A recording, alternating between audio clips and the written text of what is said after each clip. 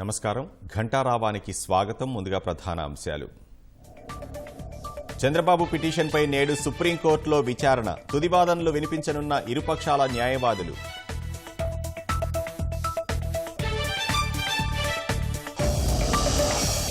మచిలీపట్నంలో కొల్లు రవీంద్ర ఇంటి వద్ద పోలీసుల మోహరింపు. నిరసన కార్యక్రమాలు చేపట్టకుండా గృహ నిర్బంధం.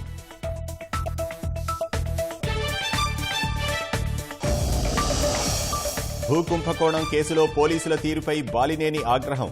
గన్మెన్ల సరెండర్, 4 ఏళ్లుగా విచిత్ర పరిస్థితులు చూస్తున్నానని ఆవేదన.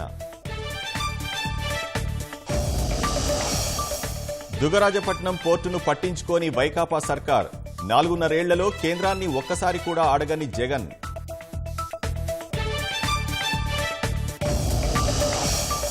ఇజ్రాయెల్ దాడులతో గాజా వాసుల పరిస్థితి దయనీయం. తాగునీరు లేక అల్లాడుతున్న జనం.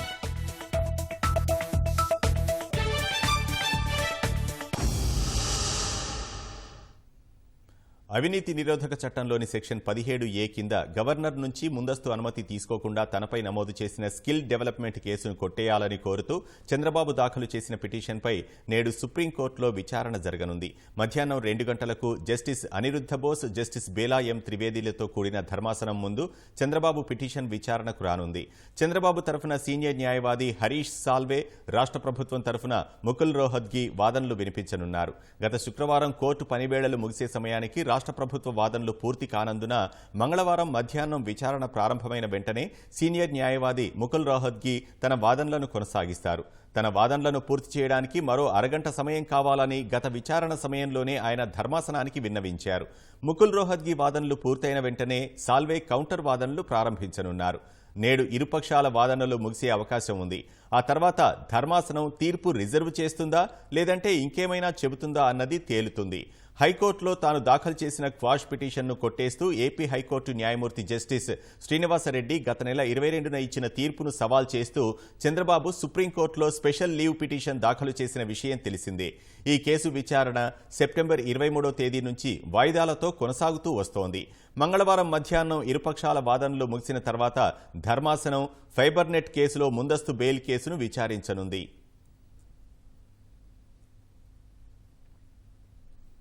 తెలుగుదేశం అధినేత చంద్రబాబు ఆరోగ్య పరిస్థితిని తెలుసుకునేందుకు నేడు ఆన్లైన్ ద్వారా ఆయన్ని తమ ఎదుట హాజరుపరచాలని రాజమండ్రి జైలు అధికారులకు విజయవాడ ఏసీబీ కోర్టు స్పష్టం చేసింది.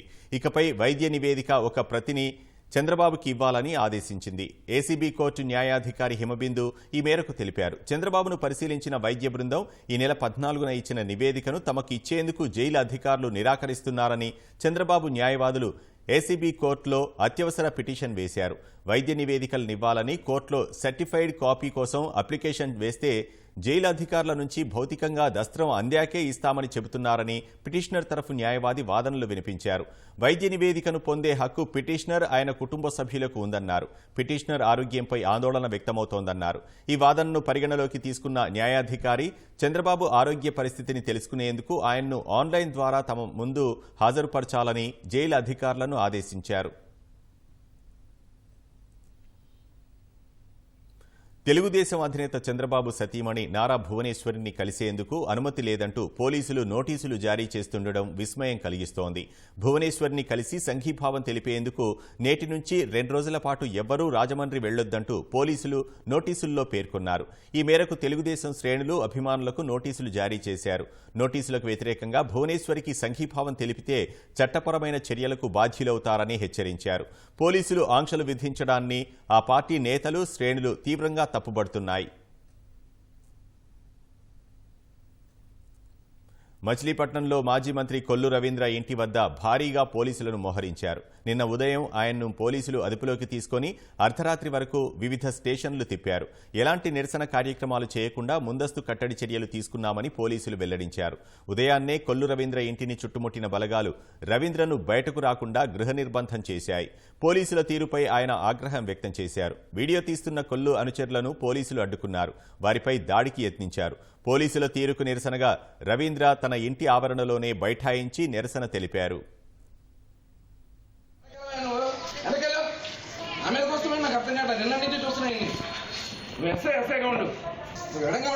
ఆయన మాట్లాడుతున్నారు, మీరు మాట్లాడతారా?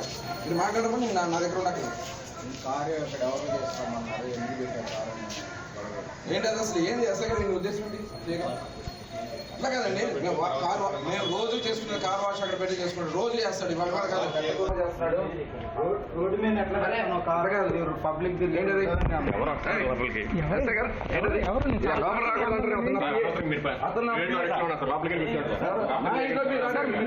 మాట్లాడుతున్నారు కదా సార్, మీరు బయట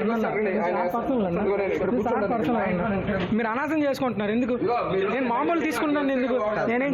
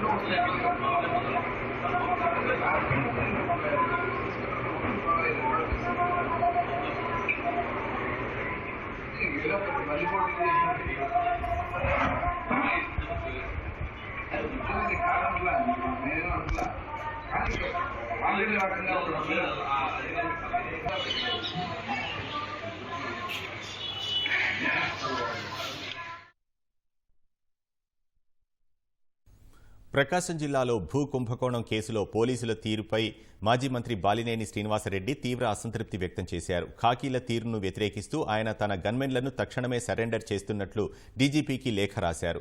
జిల్లాలో కలకలం రేపిన నకిలీ భూపత్రాల కేసులో అధికార పార్టీ నేతల పాత్ర ఉన్నా అరెస్టు చేయాల్సిందేనని బాలినేని శ్రీనివాసరెడ్డి 3 రోజుల క్రితం కలెక్టర్ సమక్షంలో ఎస్పీని కోరారు. కేసులో తన పక్కనున్న వారినైనా ఎట్టి పరిస్థితుల్లో వదిలిపెట్టవద్దని హెచ్చరించారు. అయితే నకిలీ భూపత్రాల కేసులో పోలీసులు ఇప్పటివరకు కేవలం 10 మందిని మాత్రమే అరెస్టు చేశారు. అసలు దోషుల విషయంలో ఉదాసీనంగా వ్యవహరిస్తున్నారని, అనధికారికంగా కొన్ని పేర్లు చెబుతున్నారని బాలినేని ఆగ్రహం వ్యక్తం చేశారు. తన రాజకీయ జీవితంలో ఇలాంటి తీరును ఎన్నడూ చూడలేదని, గత 4 ఏళ్ల నుంచే ఇలాంటి విచిత్ర పరిస్థితులు చూస్తున్నానని అన్నారు. పోలీసులు తన సూచనలను పెడచెవిన పెడుతున్నారని, తక్షణమే గన్మెన్లను సరెండర్ చేస్తున్నట్లు బాలినేని డీజీపీకి రాసిన లేఖలో పేర్కొన్నారు. అయితే నగరంలో జరుగుతున్న భూదందాలన్నీ బాలినేని ఆధ్వర్యంలోనే జరుగుతున్నాయని తెదేపా నేతలు ఆరోపిస్తున్నారు. 25 మంది ఎంపీలను ఇస్తే కేంద్రం మెడలు వంచి విభజన హామీలు సాధిస్తానని పాదయాత్రలో ప్రగల్భాలు పలికిన జగన్ 4.5 ఏళ్లుగా వాటి కోసం నోరు మెదపలేదు. పార్లమెంట్లో పోరాడి దుగరాజపట్నం పోర్టు సాధించలేమా అని ధీమాగా చెప్పారు. అధికారంలోకి వచ్చిన తర్వాత ఆ మాటని మరిచారు. మేనిఫెస్టోలో ఇచ్చిన హామీలన్నీ నెరవేర్చి మిగతా రాష్ట్రాలకు ఆదర్శంగా నిలిచామంటున్న మన సీఎం సార్కి దుగరాజపట్నం పోర్టు గుర్తులేదా అనే విమర్శలు వెల్లువెత్తుతున్నాయి. విభజన చట్టంలో ఇచ్చిన హామీ ప్రకారం దుగరాజపట్నం పోర్టును కేంద్రం పూర్తి చేసి రాష్ట్రానికి అప్పగించాలని, మొదటి దశ పోర్టు నిర్మాణం 2018 నాటికి పూర్తి కావాలని, 2016 అక్టోబర్ 25న కర్నూలు యువభేరిలో ప్రతిపక్ష నేత హోదాలో ఉన్న జగన్ అన్నారు. పీపీపీ విధానంలో నిర్మాణానికి అనుమతించామని అప్పటి కేంద్ర మంత్రి చెప్పారని, కేంద్ర నిధులతో పోర్టు నిర్మించాలన్న ప్రతిపాదన పక్కకు పోయిందని ధ్వజమెత్తారు. విభజన హామీలపై జగన్ ఒక్కడే పోరాడితే సాధ్యం కాదని, పోరాటం ద్వారా అసాధ్యమనుకున్న తెలంగాణ రాష్ట్రాన్ని సాధించుకోవడం మనందరికీ స్ఫూర్తి కలిగించే అంశమని గుర్తు చేశారు. పార్లమెంట్లో చట్టం చేసిన దాన్ని మనం పోరాడి సాధించుకోలేమా అంటూ జగన్ ఆవేశంతో ఊగిపోయారు. మరి అన్ని మాటలు చెప్పిన జగన్ జగన్ ఎన్నికల్లో గెలిచాక ఏం చేశారు? ఈ 4.5 ఏళ్లలో కేంద్రంపై పోరాడారా? దుగరాజపట్నం ఓడరేవును సాధించుకొచ్చారా? పోర్టు నిర్మాణానికి అనుమతులు తీసుకొచ్చేందుకు కనీస ప్రయత్నమైనా చేశారా? సొంత జిల్లా కడపకు ఉక్కు కర్మాగారాన్ని తీసుకురాగలిగారా? ఈ 2 అంశాలు విభజన చట్టంలో ఉన్నవే. కేంద్రం నుంచి కొత్తగా అనుమతి తీసుకోవాల్సిన అవసరమే లేదు. అయినా వాటిని సాధించలేకపోయిన జగన్ కేంద్రంతో రాజీపడి రాష్ట్ర ప్రజల ప్రయోజనాలను తాకట్టు పెట్టినట్టేనా అనే ప్రశ్నలు వినిపిస్తున్నాయి.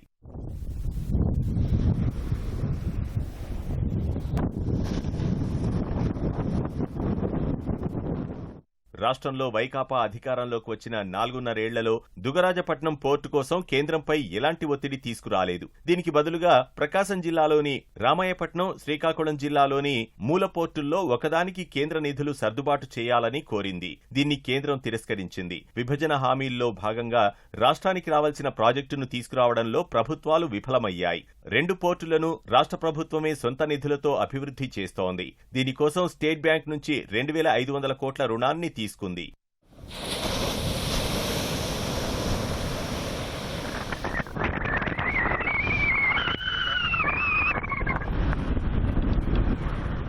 సాగరమాల ప్రాజెక్టు సాధ్యాసాధ్యాలపై అధ్యయనం చేసిన ఐకామ్ సంస్థ పోర్టు నిర్మాణంపై ఇచ్చిన నివేదికలో కర్ణాటక, తెలంగాణ రాష్ట్రాల అవసరాలు తీర్చడానికి కొత్త పోర్టు ఉపయోగపడుతుందని పేర్కొంది. కడప, రాయచూర్ జిల్లాల్లోని థర్మల్ విద్యుత్ ప్రాజెక్టులకు బొగ్గు రవాణా చేయడానికి ఇది అనుకూలమని తెలిపింది. అంతేకాదు, దీనివల్ల కృష్ణపట్నం, చెన్నై పోర్టులపై ఒత్తిడి కూడా తగ్గుతుందని వివరించింది.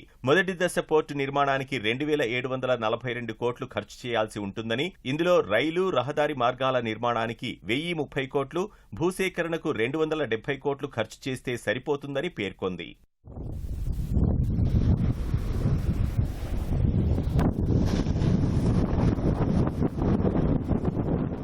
దుగరాజపట్నం పోర్టు ఇప్పటిది కాదు. కొన్ని వందల ఏళ్ల కిందట ఇక్కడి నుంచి సరకు రవాణా కార్యకలాపాలు జరిగాయి. ఆ తర్వాత నెల్లూరు జిల్లాలో కృష్ణపట్నం, తమిళనాడులో ఎన్నోర్ పోర్టులు అభివృద్ధి చెందాయి. వాటికి మధ్యలో మరో పోర్టు నిర్మిస్తే ఆ రెండింటి కార్యకలాపాలపై ఎంతో కొంత ప్రభావం పడుతుంది. వైకాపా అధికారంలోకి వచ్చిన తర్వాత కృష్ణపట్నం పోర్టులో మెజార్టీ వాటాను అదానీ సంస్థ దక్కించుకుంది.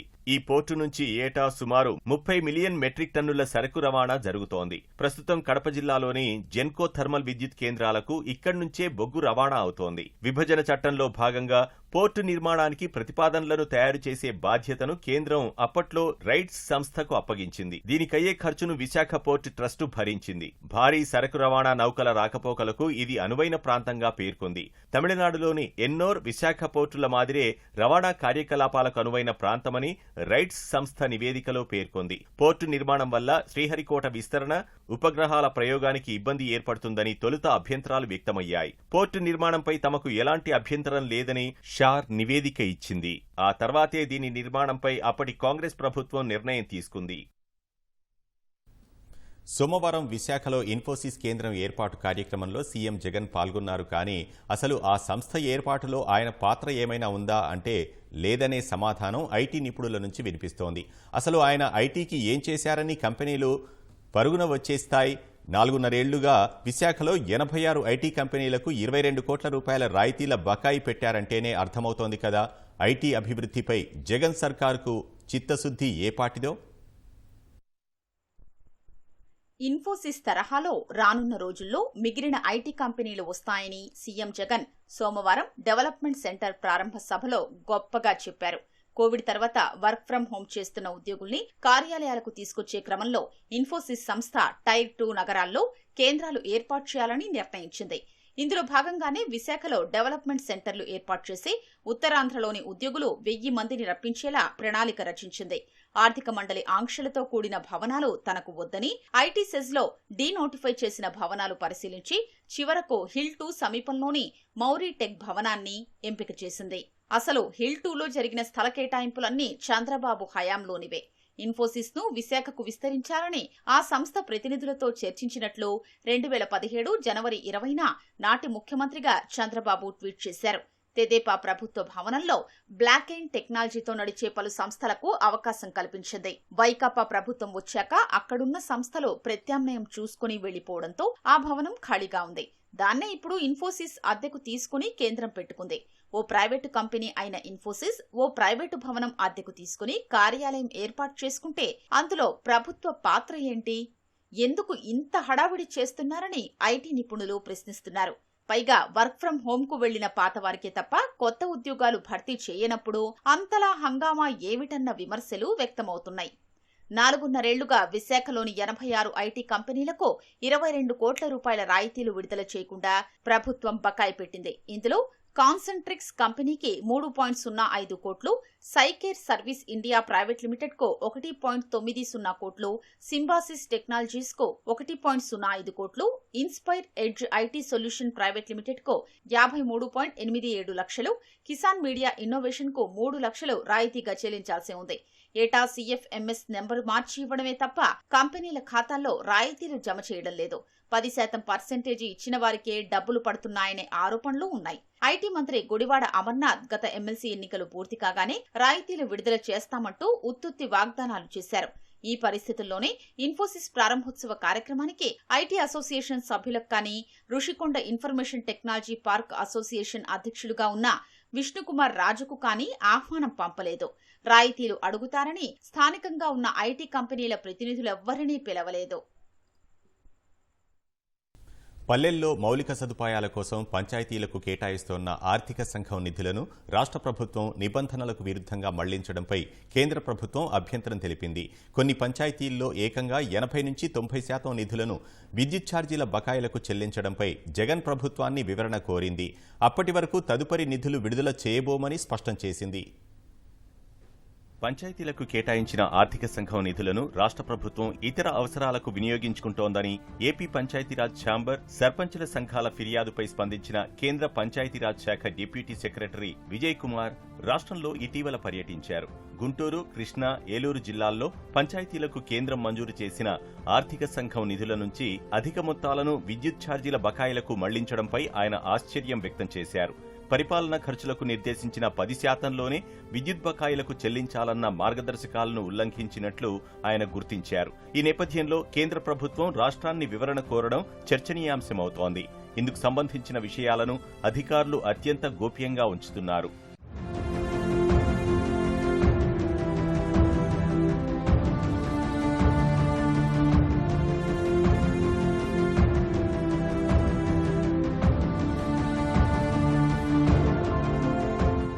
ఆర్థిక సంఘం నిధుల విషయంలో రాష్ట్ర ప్రభుత్వ నిర్వాకంతో పంచాయతీలు 4 ఏళ్లుగా తీవ్రంగా నష్టపోయాయి. కేంద్రం ఆదేశాలను సరిగా అమలు చేయని కారణంగా నిధులు సకాలంలో రావడం లేదు. వచ్చే కొద్దిపాటి నిధులను కూడా విద్యుత్ ఛార్జీల బకాయిలకు మళ్లించడంతో పంచాయతీలు ఆర్థికంగా తీవ్ర ఇబ్బందులు ఎదుర్కొంటున్నాయి. రాష్ట్ర ఆర్థిక సంఘం సకాలంలో ఏర్పాటు చేయని కారణంగా కేంద్రం నుంచి నిధుల విడుదలలో తీవ్ర జాప్యమైంది. పంచాయతీల పేర్లతో బ్యాంక్ ఖాతాలు తెరిచి ఆర్థిక సంఘం నిధులు వాటిలో జమ చేయాలన్న ఆదేశాల అమల్లోనూ రాష్ట్ర ప్రభుత్వం నిర్లక్ష్యంగా వ్యవహరించింది.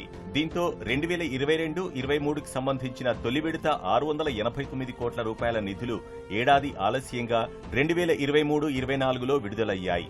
రెండో విడత రావాల్సిన మరో 689 కోట్లు ఇప్పటికీ కేంద్రం నుంచి రాలేదు.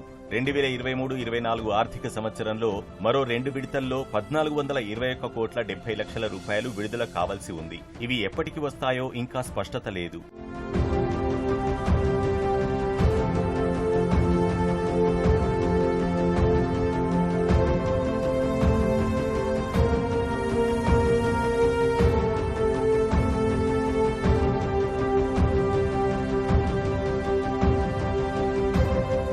కేంద్రం 2022-23 ఏడాదికి సంబంధించి తొలి విడతగా విడుదల చేసిన 689 కోట్ల రూపాయల ఆర్థిక సంఘం నిధుల నుంచి పంచాయతీల విద్యుత్ ఛార్జీల బకాయిల కింద 352 కోట్ల 45 లక్షల రూపాయలను విద్యుత్ పంపిణీ సంస్థలకు చెల్లించారు. ఆయా పంచాయతీల తీర్మానం, సర్పంచుల అనుమతులు తీసుకోకుండానే రాష్ట్ర పంచాయతీరాజ్ శాఖ ఈ నిధులను డిస్కంలకు సర్దుబాటు చేసింది. 2019-20, 2020-21లో విడుదలైన నిధుల్లో పంచాయతీల పీడీ ఖాతాల నుంచి 950 కోట్ల రూపాయలకు పైగా అలా మళ్లించారు. ఆర్థిక శాఖ ద్వారా ఈ వ్యవహారం నడిపించారు. పీడీ ఖాతాల నుంచి డిస్కంలకు నేరుగా నిధులు చెల్లించడం నిబంధనలకు విరుద్ధమైన రాష్ట్ర ప్రభుత్వం ఈ విషయంలో నిర్లక్ష్యంగా వ్యవహరించింది. హమాస్ మిలిటెంట్ల నుంచే కాక లెబనాన్లోని హిజ్బుల్లా సంస్థ నుంచి కూడా ముప్పు పొంచి ఉన్న వేళ ఇజ్రాయెల్ అప్రమత్తమైంది. హిజ్బుల్లా సంస్థ దాడులకు తెగబడుతుండటంతో లెబనాన్ సరిహద్దు నుంచి 2 కిలోమీటర్ల పరిధిలో ఉంటున్న తమ దేశం పౌరులను సురక్షిత ప్రాంతాలకు ఇజ్రాయెల్ తరలిస్తోంది. హిజ్బుల్లా చేస్తున్న దాడులను కూడా ఇజ్రాయెల్ సైన్యం ధీటుగా తిప్పికొడుతోంది. ఒకవైపు హమాస్ మిలిటెంట్లతో పోరాడుతున్న ఇజ్రాయెల్ సైన్యానికి లెబనాన్లోని హిజ్బుల్లా సంస్థ నుంచి కూడా ముప్పు పొంచి ఉంది. హిజ్బుల్లా బలగాలు ఇప్పటికే ఇజ్రాయెల్పై పలుమార్లు ర్యాకెట్ దాడులకు పాల్పడ్డాయి. ఈ నేపథ్యంలో లెబనాన్ సరిహద్దు నుంచి 2 కిలోమీటర్ల పరిధిలో ఉంటున్న తమ దేశ పౌరులను సురక్షిత ప్రాంతాలకు తరలించేందుకు ఇజ్రాయెల్ సిద్ధమైంది. ఉత్తర ఇజ్రాయెల్లో లెబనాన్ సరిహద్దుకు 2 కిలోమీటర్ల పరిధి వరకు నివాసితులను ఖాళీ చేయించేందుకు ఓ ప్రణాళికను అమలు చేస్తున్నట్లు తెలిపింది. మొత్తం 28 ప్రాంతాల నుంచి ప్రజలను తరలించనున్నట్లు ఓ ప్రకటన విడుదల చేసింది.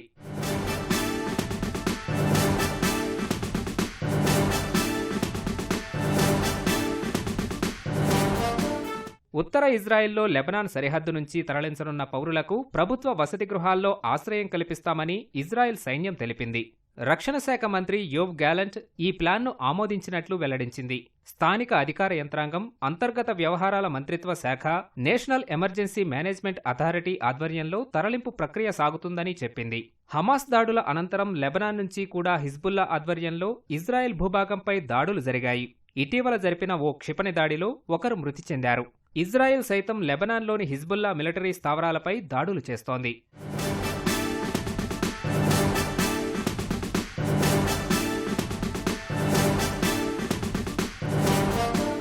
హమాస్, ఇతర పాలస్తీనా మిలిటెంట్ల చేతుల్లో 199 మంది బందీలుగా ఉన్నారని ఇజ్రాయెల్ సైన్యానికి చెందిన రేర్ అడ్మిరల్ డానియల్ హగారీ తెలిపారు. అయితే బందీలుగా ఉన్న వారిలో విదేశీయులు ఉన్నారా అనే విషయాన్ని స్పష్టంగా చెప్పలేదు. దాదాపు 10 రోజుల క్రితం ఇజ్రాయెల్పై మెరుపు దాడులకు పాల్పడిన హమాస్ మిలిటెంట్లు 100 మందికి పైగా ఇజ్రాయెల్ వాసులను బందీలుగా తీసుకెళ్లారు. ఈ క్రమంలోనే బందీలను విడిపించుకునేందుకు గాను గాజాను ఇజ్రాయెల్ దిగ్బంధం చేసింది. బందీలను తక్షణమే బేషరతుగా విడిచిపెట్టాలని ఐరాసా చీఫ్ యాంటోనియో గుటెరస్ కూడా కోరారు. గాజా స్ట్రిప్లో స్వచ్ఛమైన నీరు లేకపోవడంతో అక్కడి ప్రజల ఆరోగ్య పరిస్థితిపై ప్రపంచ ఆరోగ్య సంస్థ WHO ఆందోళన వ్యక్తం చేసింది. గాజాలోని ఆసుపత్రులు వేలాది మంది రోగులను చూసుకోవడానికి కష్టపడుతున్నాయని, నీటి కొరత వల్ల రోగుల ప్రాణాలు ప్రమాదంలో పడుతున్నాయని తెలిపింది. ఇన్పేషెంట్ వార్డులు, ఆపరేషన్ గదులు, అత్యవసర విభాగాల్లో పారిశుధ్య పరిస్థితులను మెరుగుపరచడానికి నీరు అవసరమని WHO ఓ ప్రకటనలో పేర్కొంది. గాజాకు ఇజ్రాయెల్ సహా పలు ప్రాంతాల నుంచి నీరు అందుతుండగా హమాస్ మిలిటెంట్ల దాడుల నేపథ్యంలో నీరు, విద్యుత్ను ఇజ్రాయెల్ నిలిపివేసింది. ఈ పరిస్థితుల దృష్ట్యా పిల్లలు, వృద్ధులు, ఆరోగ్యపరంగా సమస్యలున్న వారికి ఇబ్బందులు తప్పవని వైద్యులు హెచ్చరిస్తున్నారు. శరీరానికి సరిపడా నీరు అందని సందర్భాల్లో అవయవ వైఫల్యం ఏర్పడి మరణాలు సంభవిస్తాయని పేర్కొన్నారు. స్వచ్ఛమైన నీరు దొరక్కపోతే కలరా వంటి ఇన్ఫెక్షన్లు వ్యాపించే ప్రమాదం ఉందని కూడా హెచ్చరించారు.